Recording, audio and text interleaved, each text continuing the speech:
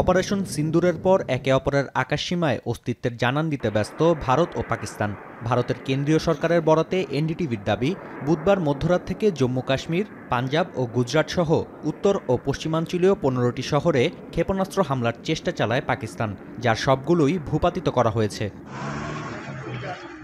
প্রতিরক্ষা মন্ত্রণালয়ের দাবি, পাল্টা ড্রোন হামলার মাধ্যমে লাহোরে রাডারসহ বেশ কয়েকটি শহরের আকাশ প্রতিরক্ষা ব্যবস্থা অচল করে দিয়েছে ভারত। এদিকে বিজেপির এক্স হ্যান্ডেলে জানানো হয়, 1999 সালে কান্দাহারে বিমান হাইজ্যাকের অন্যতম মাস্টারমাইন্ড আব্দুল রৌফ আজহার অপারেশন সিন্দুরে নিহত হয়েছেন। তবে ভারতের 15টি শহরে হামলার চেষ্টার অভিযোগকে কল্পকাহিনী হিসেবে উল্লেখ করেছেন ইসহাক ডার। পররাষ্ট্রমন্ত্রীর দাবি, দুই দেশের জাতীয় নিরাপত্তা উপদেষ্টার মধ্যে যোগাযোগ স্থাপন করা হয়েছে। পরস্পরের মিলিটারি অপারেশনসের মধ্যে হটলাইন স্থাপনের কাজ চলছে। উত্তেজনা প্রশমনের চেষ্টা করছে যুক্তরাষ্ট্র। অপারেশন সিন্দুরের পর ইসরায়েলে তৈরি ভারতের 25টি ড্রোন ধ্বংসের দাবি করেছে ইসলামাবাদ। এদিন পাকিস্তানের তথ্যমন্ত্রী জানান, কূটনৈতিক ও সামরিক উভয় ক্ষেত্রে ধরাশায়ী হয়েছে ভারত। এছাড়াও সাম্প্রতিক হামলায় প্রায় অর্ধশত ভারতীয় সেনা নিহত হয়েছে বলেও পার্লামেন্টে দাবি করেন তিনি। অন্যদিকে প্রতিরক্ষামন্ত্রীর দাবি, নয়াদিল্লির সামরিক স্থাপনায় অবশ্যই হামলা চালাবে Pakistan. We will not hit the civilian population, not at all.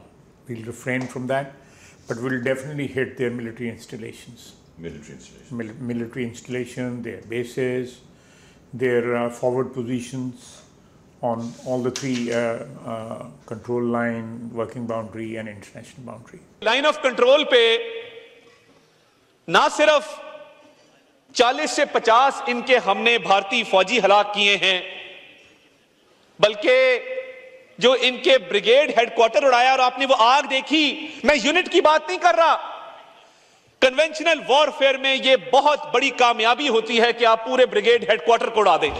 এদিকে চলমান উত্তেজনার মধ্যে বৃহস্পতিবার সর্বদলীয় বৈঠকের ডাক দেন ভারতের প্রধানমন্ত্রী নরেন্দ্র মোদী। বৈঠক শেষে প্রতিরক্ষামন্ত্রী রাজনাথ সিং জানান, অপারেশন সিন্দুরে পাকিস্তানের শতাধিক সন্ত্রাসী নিহত হয়েছে। জাতীয় নিরাপত্তা ও সার্বভৌমত্ব রক্ষায় এই অভিযান চালানো হয়েছে বলেও মন্তব্য করেন তিনি। পাশাপাশি সংবাদ সম্মেলনে পররাষ্ট্র সচিব দাবি করেন, পাকিস্তান সীমান্তে উত্তেজনা বাড়ালে যথোপযুক্ত জবাব দেবে Bharat. If there is an attempt at further escalation by Pakistan, it will be responded to in an appropriate domain, and therefore the choice is entirely that of Pakistan to make. এদিকে ভারত ও পাকিস্তানকে উত্তেজনা কমিয়ে শান্তির পথে আসার আহ্বান জানিয়েছেন শান্তিতে নোবেল বিজয়ী মালালা ইউসুফজাই। বেসামরিক নাগরিক, বিশেষ করে শিশুদের সুরক্ষায় সর্বোচ্চ অগ্রাধিকার দেওয়ার বিষয়ে জোর দেন তিনি। এছাড়াও অপারেশন সিন্দুরের একদিন পরেই ভারত সফরে গেছেন ইরানের পররাষ্ট্রমন্ত্রী আব্বাস আরাকচি। সংঘাত নিরসনে মধ্যস্থতা করার প্রস্তাব দিয়েছে তেহরানও।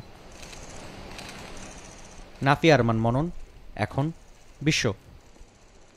সানবিট সব দিবে সামাল। সানবিট ম্যাজিক প্রেস ডিশওয়াশিং এর মাথা ঘোরানো সলিউশন।